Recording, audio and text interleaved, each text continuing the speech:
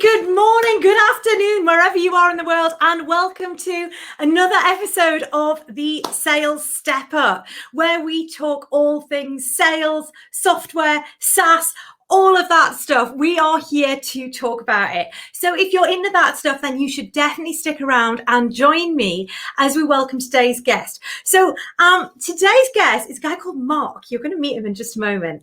And I only met Mark relatively recently as part of what was known at the time as the Startup Boost.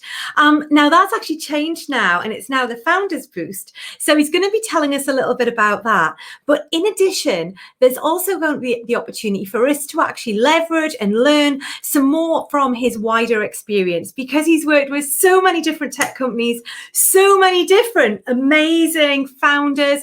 He's worked with some people with fantastic ideas and initiatives, and he's going to share all of that knowledge with us here today. So a big welcome to Mark. Hiya, welcome to the show. Hi, Victoria. Thank you very much for inviting us. I know, it's lovely to see you. And actually, it's been really nice to return the favour, because obviously I got involved with one of your activities recently. So it was nice to be able to say, hey, I'd love to have you on the Sales Step Up, because you're doing so many amazing things at the moment. I don't know whether I'm a busy fool or I'm well occupied, but the good thing at the moment, irrespective of what's going on with pandemics, there is a lot of good things going on in the tech world and the startup world. And I think that the other thing about that as well is that especially we're based up in the northeast of England, and there's such a lot going on up here at the moment that actually it's amazing to be part of some of the energy and the enthusiasm that's going into that.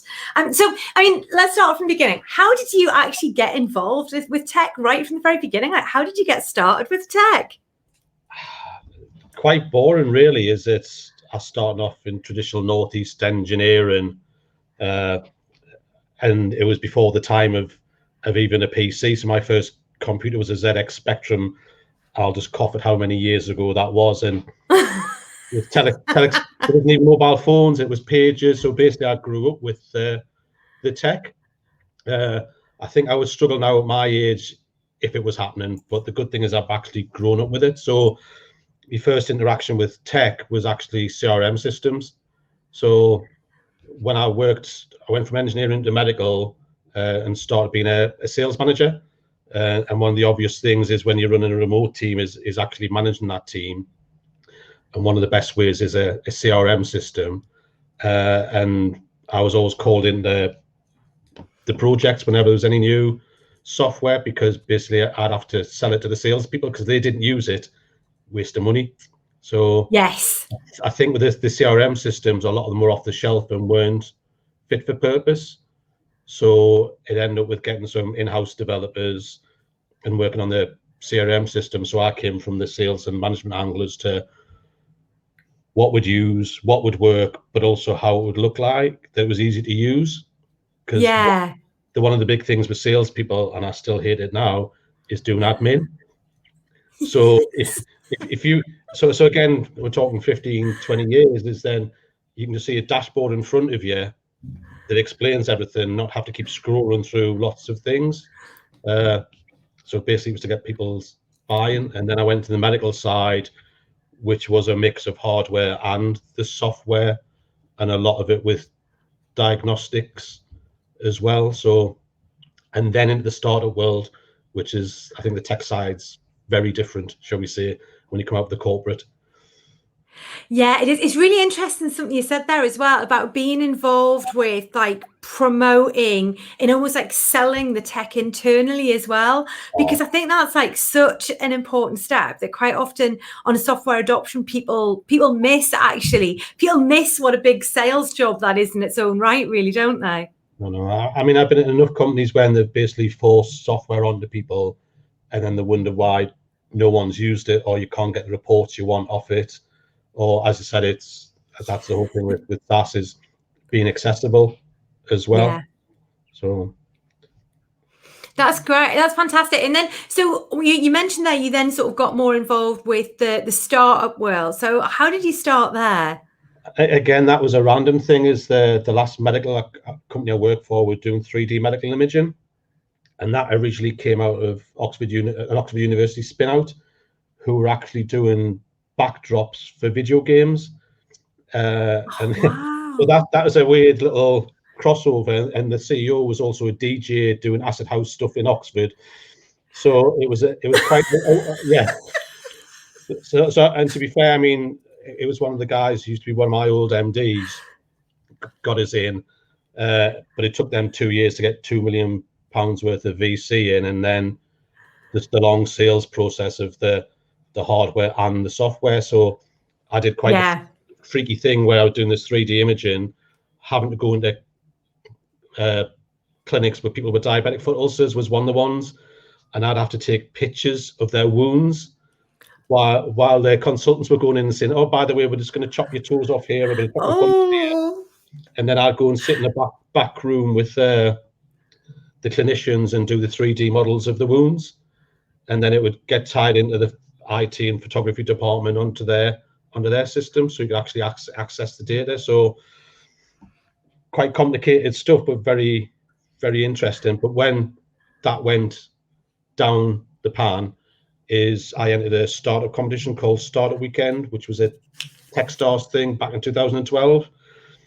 And basically, I had an idea for a recruitment thing. And then it was one of those random things where I just said, I want a front end, a back end, I want somebody to do the marketing. And then we worked on it a whole weekend, and we won one of the prizes, and the VC were after us. But that didn't work out because the software guys basically, we built it, so it's ours. No one had signed agreements. But on the back of that, I got a job with Virgin Unite, working on mentoring program and anglicizing some mentoring software with some guys in New York. So it was a weird, I just seem to have fall into things, if there's a way of putting it. But that's quite interesting as well, because those innovation days, I know a number of businesses who've kind of like started from there, and it's amazing the businesses that can grow out of there. But also, I think what you can learn from that. So it's like even the experience around the contracts and things. I'm sure that's been really valuable since. And I think the other thing is, it's interesting how you've got obviously quite a lot of corporate background there, so you're talking a lot about, sort of the big business, and then actually almost like bringing that expertise down onto like almost like the startup level, and that really fast, innovative approach that especially SaaS businesses tend to have, don't they? Yeah, no, but I think that's the thing with corporate is, as I've sat on the project groups, we've done the testing, you go through the whole budget procedure. And then when I worked at Virgin with the startups, it was nice to see people who didn't necessarily have the corporate background, didn't know what the rules were. And it was they weren't cynics, whereas over the time I was very cautious, because I'm thinking, right, they're going to build this. If I do the pre-sale, are they going to launch on the date? Is it going to be 6 months later? Yeah. So dealing with startups was nice for me, because they didn't have any of those little stoppages or little what if and the buts. It was a case of, we want to build this, they're really passionate about it, let's get it to market.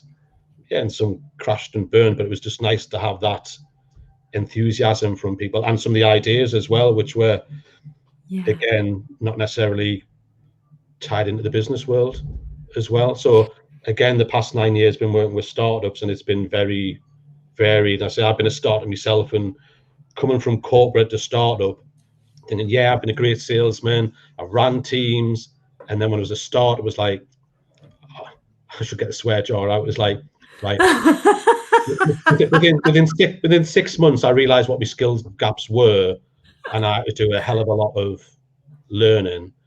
And again, what happens in the corporate world doesn't happen in the startup world. It's a different etiquette. It might take them 2 or 3 years down the line to put systems in place for the corporate style of things, and sometimes I wince at what's done, but at the end of the day, it's effective, and you don't have to go through a large chain to make decisions. It's probably a quick chat over a coffee, right? Let's do this. So yeah, it does get there's times when I've winced, and times when thinking, actually, you proved us wrong. Brilliant. It's one of those weird things, and I know that was part of this, is the reality and the theory. Yeah. As I keep saying, is I've read the books, listened to podcasts like everybody else, and been to talks. And it's different when you're putting that theory into practice, and they don't tell you what to do when it goes wrong, and that's when it gets interesting.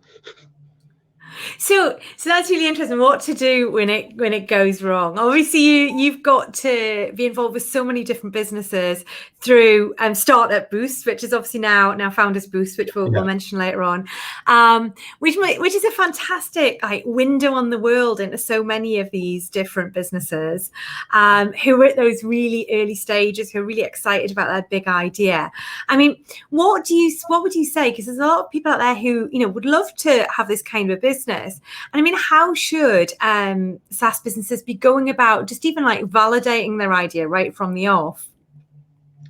To me, it's two ways. Is that you've got the old-fashioned way that you sometimes get a coder who's got no business idea, or you've got a business person who's got the idea and can't code. And sometimes that's the first part of the problem. You've got two different trains of thought, different ego. But if you've actually got someone who can code and they've got a bit of business nous about them, then for them is that basically it's build something and test it. I think too many people spend too much of their time trying to build the perfect product. Yes. Or the other mistake is they build the product they want and not necessarily talk to the customers. So I've been there when we put a product out because the company thinks this is what we want, and the customers are saying, I don't like the color, I don't like, can you add this, can you add that? And I always say is sell what you've got to validate it. Yeah. Listen to the extra features that people want, whether it's a value, and go for it. But I think it's the analysis paralysis when it's like, oh, the branding has to be perfect, it has to work. Yeah. Nothing's ever perfect, and I think it's just putting it out there quietly without a big fanfare and say, hey, look at us, look what we've launched. It's quietly put on the bloody Apple Play or Apple Store or Google Play, and just get some early adopters and take the feedback from there. At the end of the day, if it doesn't work, you go into hiding for a couple of months and then bring it back out again. I think, but you know what? I think that's so right. I think that, one of the things that I've seen, with some of the businesses I've worked with is that, when you get to the point that you've got a product, you really got to go out there and try and sell it. And I think the challenge with that sometimes is that every single person that you speak to goes, oh, and you know what else it could do? It could do this. Or they go, well, this would be brilliant if only it did this as well. And I totally get that. And it's amazing that the people you're talking to are also that excited about your product. But the challenge with it is that almost becomes a block, because you think, well, before I sell it, I need to do all these other things. And I think sometimes it can become it can make that a very long road. I mean, a couple of businesses I've worked with, they've gone down the route of getting customers to take, their MVP, like the product as is, but to actually sign up to that, make an investment on it on the basis that they'll then put a product roadmap in place for the next, 6 to 12 months to deliver that extra feature. But at least that way you're actually getting some money in order to do that, rather than not being able to sell until you've done that bit of work. I mean, how do you see people getting around that?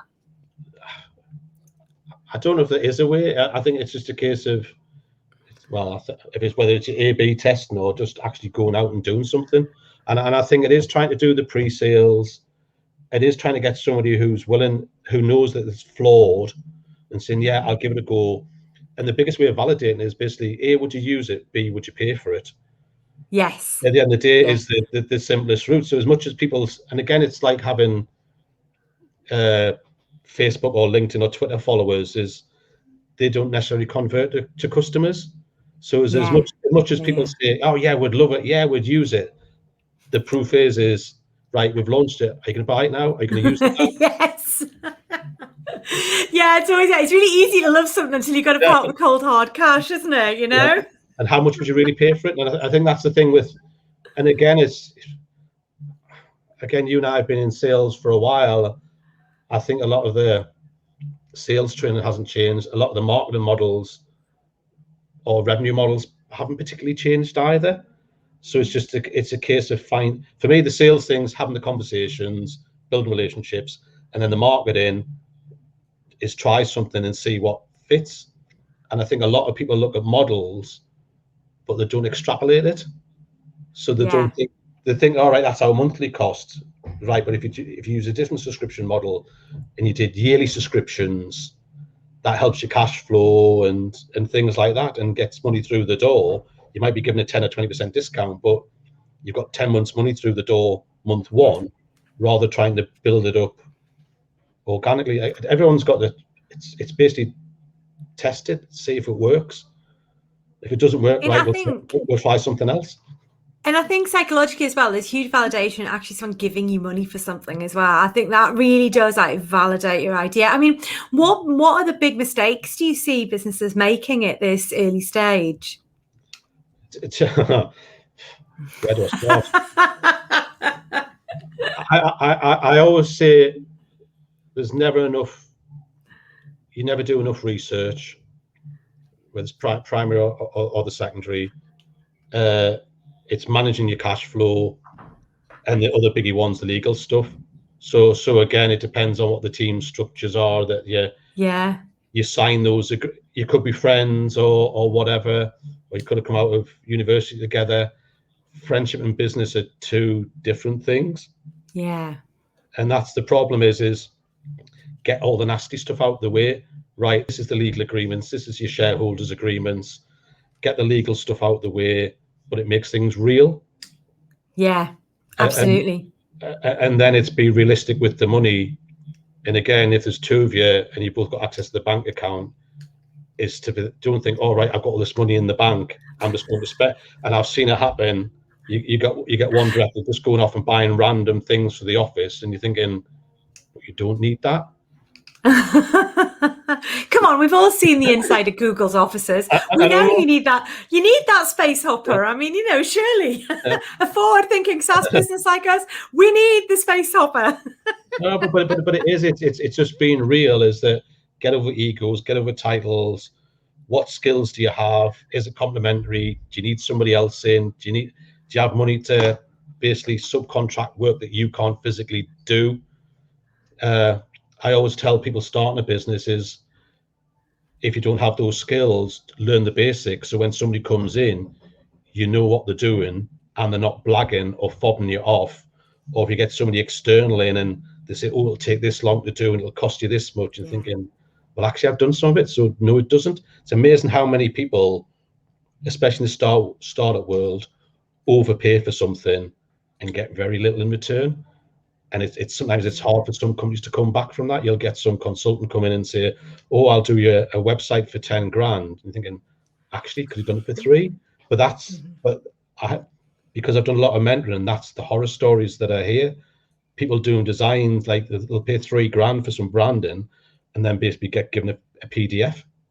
And it's like, and that is the unfortunate thing. You've got a certain section of people that just know, right, as soon as a new starter comes through the door, they're there, front of the queue. Oh, I can do this for you, I can do that for you. It'll cost you this much. And then it's probably 6 months, a year later when they realise, right, we've just been taken for a ride. And that's just, it doesn't matter whether it's SaaS, it's a startup business in general. And a lot of times people are easily swayed because they think, oh, I don't have the experience. This person knows what they're talking about. And even if they do know what they're talking about, it doesn't always 100% work, because I think you'll probably know from your sales training, you're good at what you do, you're good at putting across what they do, but if they don't actually execute what you're telling them to do, whose fault is it at the end of the day? Is it gonna? And I think another thing from the founder's point of view is actually be accountable. Is hold your hands up and say, yeah, I messed up, learn from your mistakes, or if you don't know something, just admit and to say, actually, I don't know, I'm either going to learn or I'll go and find somebody who can help. And I think on your side, or our side, I should say, and I think we've had this conversation before, sales is such a dirty word with a lot of companies. It is, yeah. and the problem is with a lot of SaaS people, they need to hire a salesperson. You can put whatever title on it, you still have to hire a salesperson. and we probably know people aren't necessarily the best people to manage.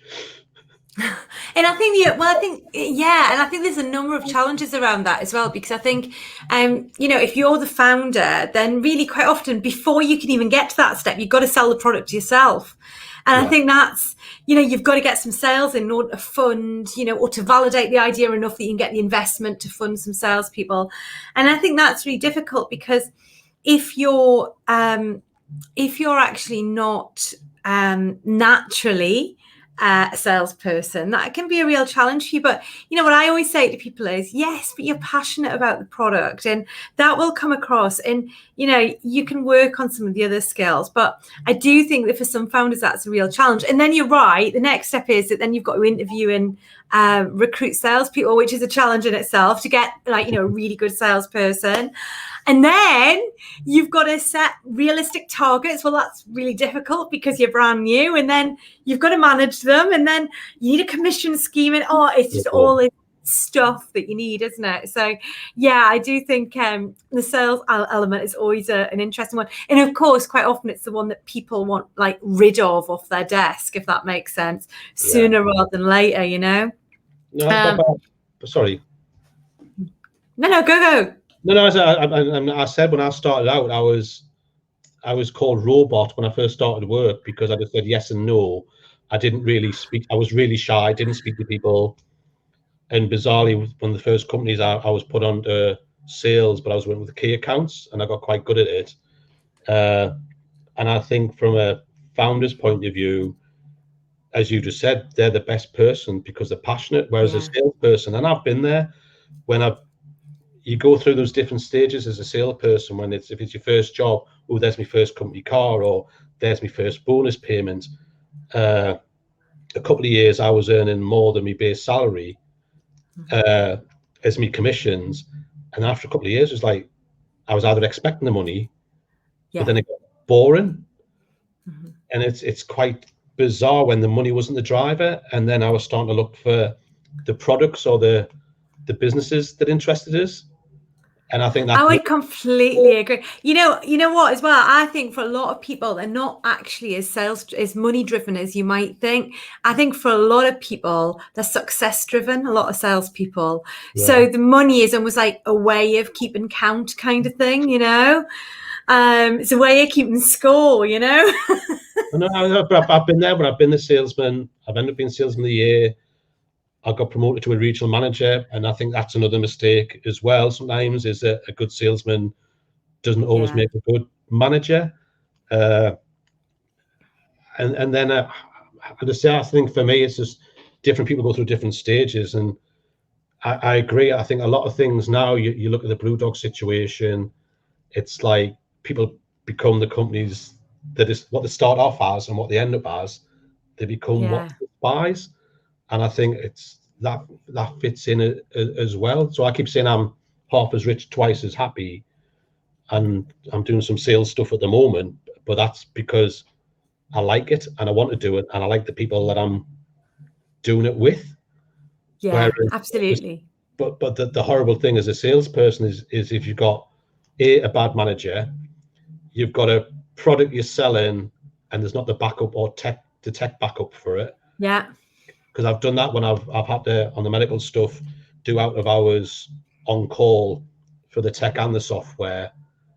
And again, that can be quite disheartening, and you keep going back to the company and the company don't do anything about it. So the whole sales cycle, hard enough to find the right person, hard enough to keep them motivated, hard enough for retaining them.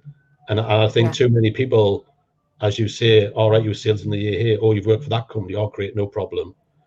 But they don't really know the people or know how to motivate them, or don't treat them as a number, or they're a salesperson, so they're not bothered about X, Y, and Z. And I think the best training I ever had was, obviously I had to do clinical stuff, but it was the economic side of selling. So rather than going out and having a conversation and following your 6 or 7 steps, it was being a lot more strategic. So some of the sales I did might have took a year to sell, but when they came in, they were $1 million, $1.5 million, or over it was a 3-year contract worth 3 million or something. which I got handsomely paid for, but it was a long game. And for a salesman, it's like, if that comes in, great. If it doesn't, oh dear, is it like Yeah. so? But the thing is, that what I was trying to get back to was being strategic about it.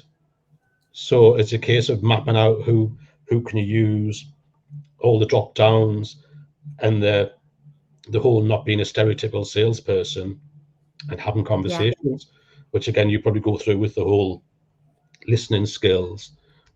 But it's it sounds horrible. No is not always a no. It's Yeah. And it's amazing how many people come back. But going back to the startup scene, the horrible thing is you need to hit the ground running. But I think founders have got to take some accountability. So one of the teams on Founders Boost works for the NHS. On paper, a brilliant team, but none of them have sales experience. And that is at the moment is our first hire as a salesperson has to work, because otherwise the business doesn't exist without that person. So I don't know. And that's terrifying. That's terrifying, isn't it? Yeah. So I mean, in some SaaS businesses, a lot can be done online, a lot can be done through the marketing and the social media. But in other SaaS businesses, you still have to talk on a B2B level to convert people. So you can do as much social media and online marketing, but end of the day, there's still those face-to-face conversations and relationships to build up. And it's knowing what your runway of sales is as well. So it's quite funny when people write business plans and they put the figures in, and then when they start the business, it's like when reality kicks in, it's like, right, you might be 6 months to 9 months to a year behind what you've actually forecast. It's really hard, and I mean, it's what sort of in the title for this, in the blurb, we were saying, it's like the theory versus the reality, and I think it's really difficult because obviously there's so many different levels. You might be, your business might be something that's 79 pence in the Apple, in the Apple store, or you might be something that's £79 a month, or you might be something that's £799 a month, and dependent on all these things will obviously depend on like how you're selling. It'll depend on who's selling or how you're selling. But until you sell a few, it's very hard to know what how people are going to respond, how much interaction they need with you to make that decision. It's quite often a bit of finger in the wind when coming up with figures there, isn't it? No, it's I suppose it's exciting and frightening at the same time. But as long as everyone's got a common goal and are honest with each other, I think that's half the problem. I think it's when people are working in silos. And that's why I keep saying to owners, you need to learn some basic sales skills, or the other one's networking. It's amazing how many people aren't particularly good at networking. Yeah, absolutely. It was really interesting. We had Jenny Smith on last week, week before, fortnight ago, talking about networking, and that whole thing about networking strategically and actually getting something out of the other end. I think planning that is so important. Theory versus reality. What do you feel is the biggest surprise people get when they're setting up a SaaS business? It's not having a contingency plan. At the end of the day, yes, you can, like I said, all the legals is quite daunting, but when you're up and running, it's the actual nuts and bolts of running a business. And again, it goes back to, without having the rain cloud above you, is have those conversations, right? What happens if a server goes down, or what happens if some code's wrong? What happens if I get loads of people saying this is rubbish? It's how resilient you are. And I think that's, I mean, I know, because I've been there myself as a business owner, the amount of sleepless nights you have, or you're running scenarios through your head and you never know the answer. And I think that's the thing, is people look at these business models, right? That's the model we're putting in, right? This is our customer journey, right? That's the sales process. And again, when it happens, it's, as I keep saying, it's the what if something goes wrong, how do you deal with it? So it's step outside your business, or actually do it. It's amazing how many businesses don't actually do a whole run through of, right, you be the customer, you try download the app, you use the app, you try and contact customer services, and see how or if you've got a fault, how quick do they? It's that side of it, because it's the churn as well. Because if people, you've probably again seen it before. People do the marketing right, it hits that zeitgeist where people are like, yeah, this is it. They build up a load of customers, and hey, look at us. And then they wonder why months later they've lost 80% of the customers. It's because they're not looking after them, or they've not sorted out the problems. They think just because they've built the SaaS, that's it.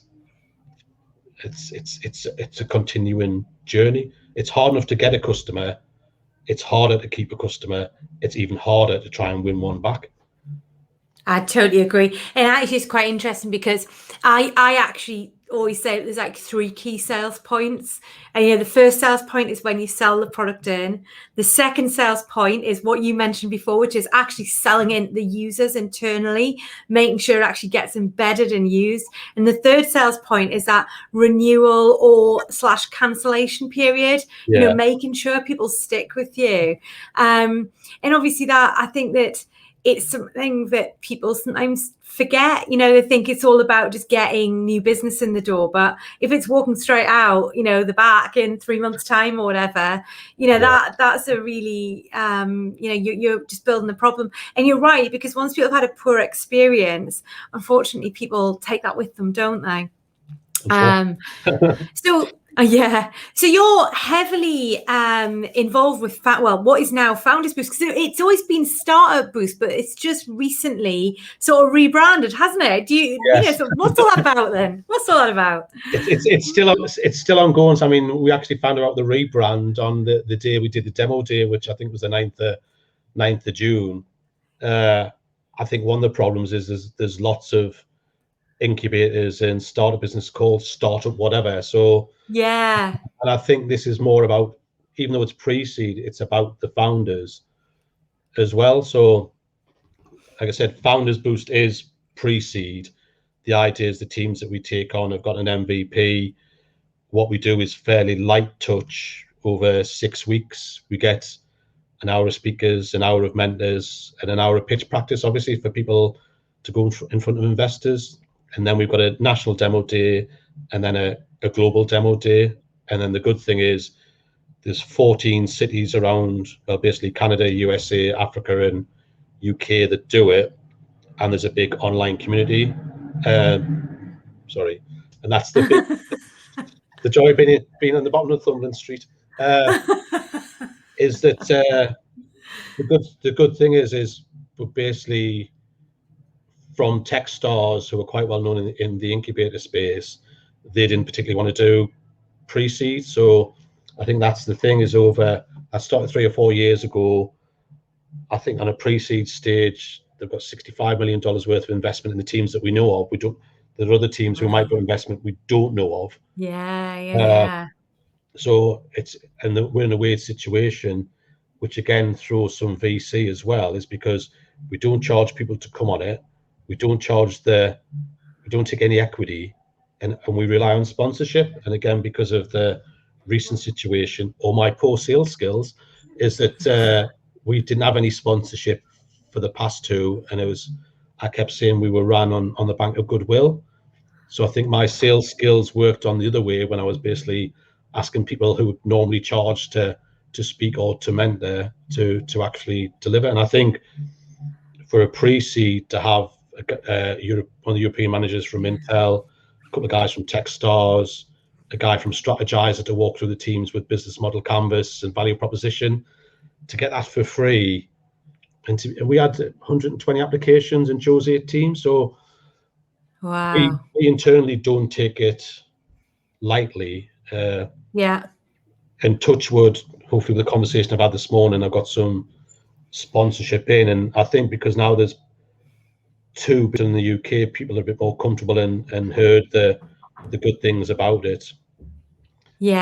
That are willing to people to support it. So I know a couple of large companies are saying, "Oh yeah, you can use our space," and offering mentors, and they'll buy the beers and the pizzas. So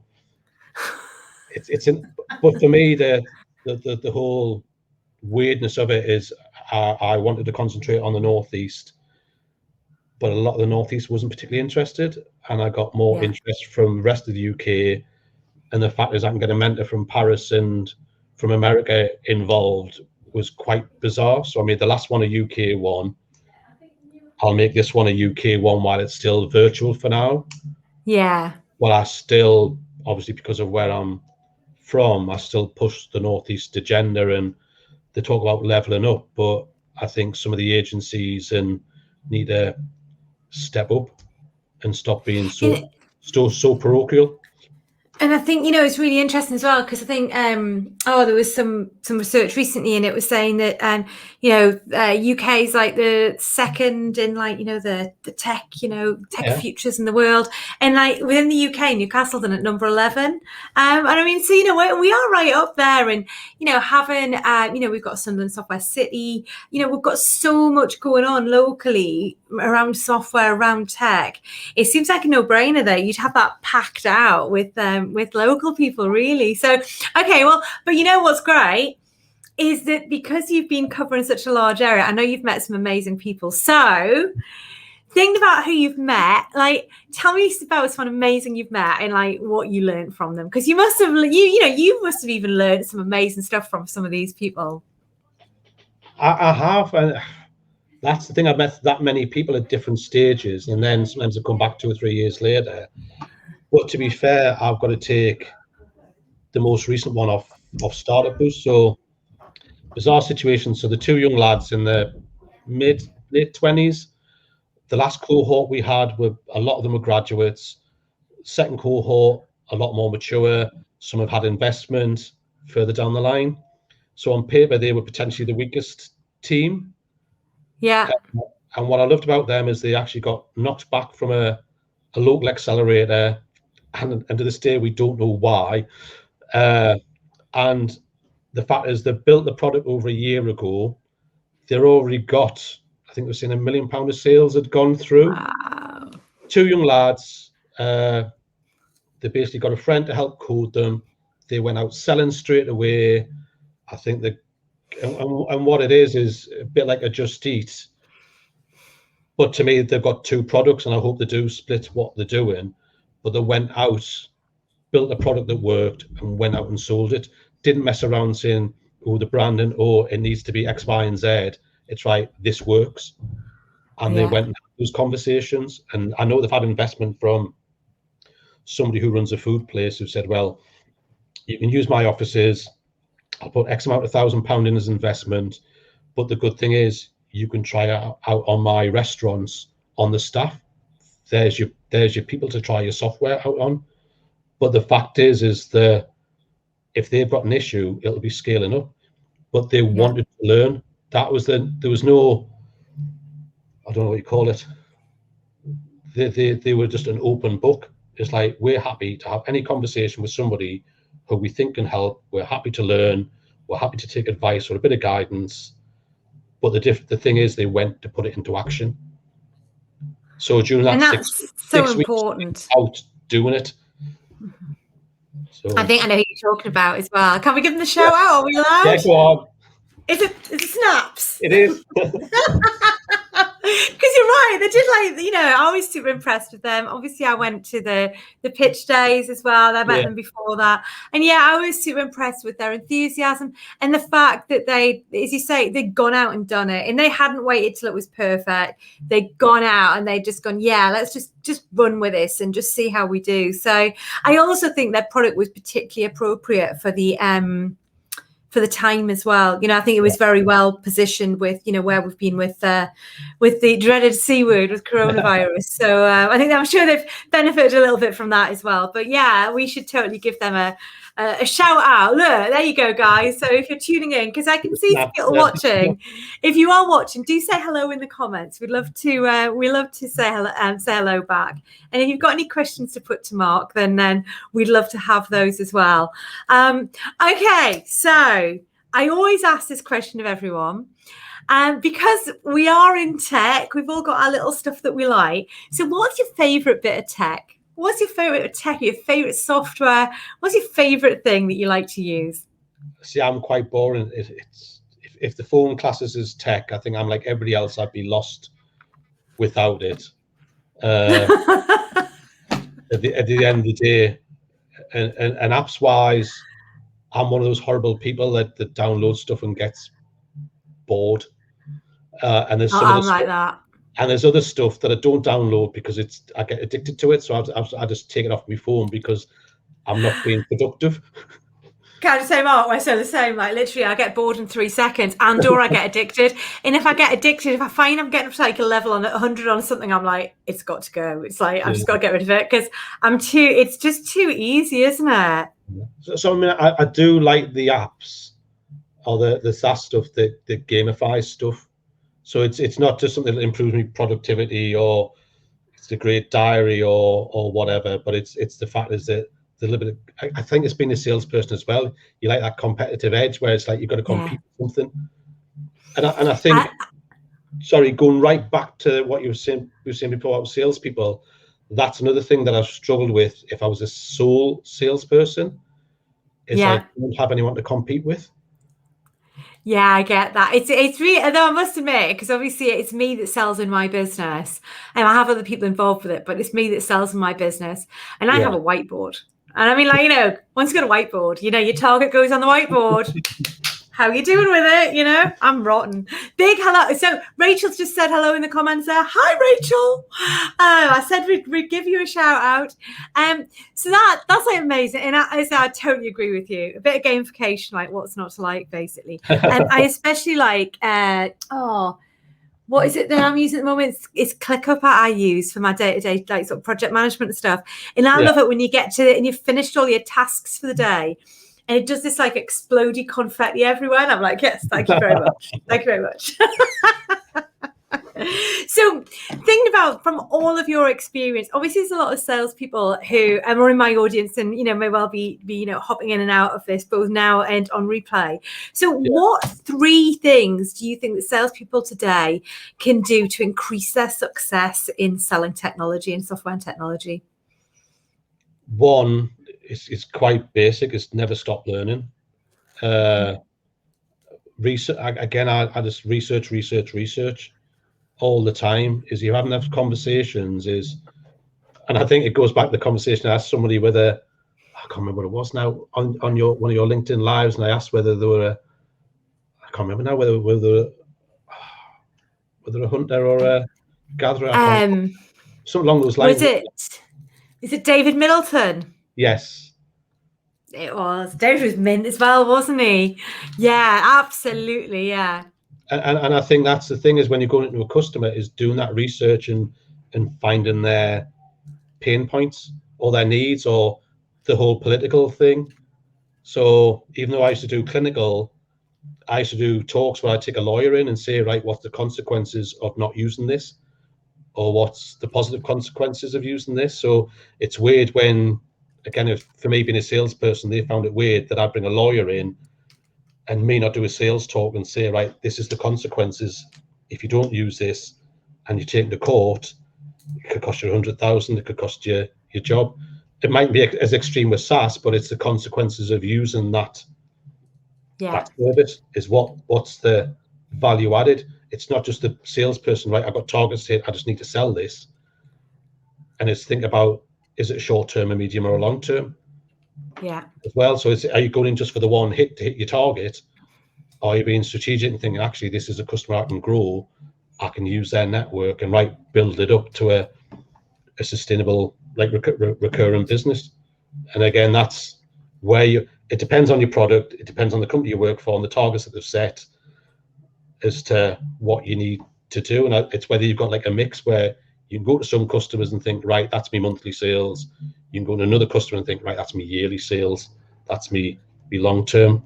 And I think as a salesperson, it's being, yes, it's knowing your processes, do the research, but be strategic in what you're doing. And that's what's kept me, when I moved from company to company, the reason why I kept getting approached is they want my customer base because they knew my customers were loyal to me because I'd built up a certain credibility. So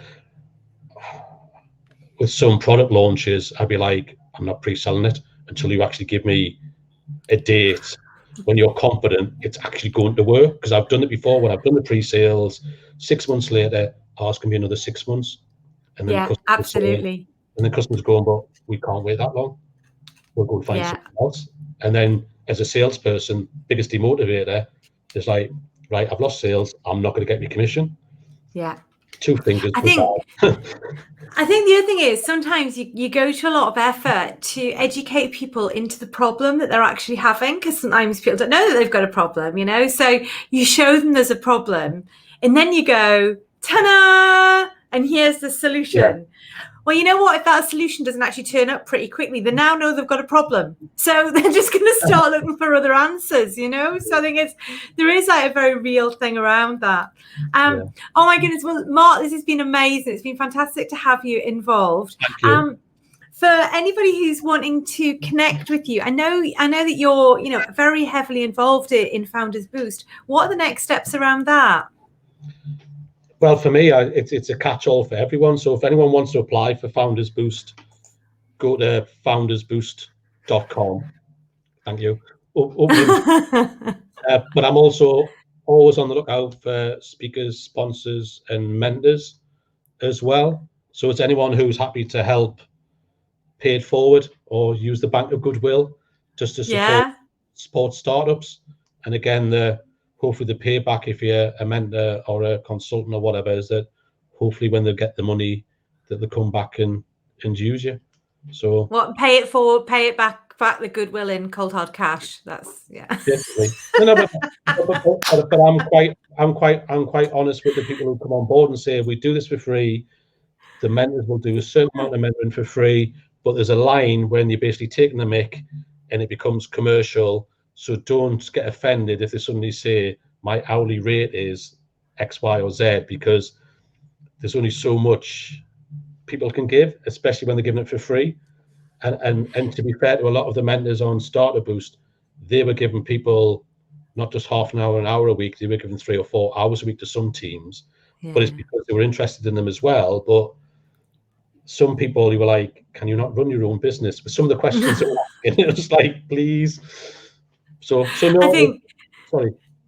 Oh no, I was just going to say, I think the thing is as well, so many of the people who are involved, they're involved because actually they really enjoy it as well. You know, I mean, it's exciting running with, you know, working with some of these type of businesses that are quite innovative and forward thinking. So, you know, it's exciting sometimes to, you know, understand the part, you know, the startup part of what could be a very big adventure, isn't it? You know, again, for the teams as well, it's the fact is just going through that process actually helps when they go to the VCs that have been on a internationally recognized pre-accelerator.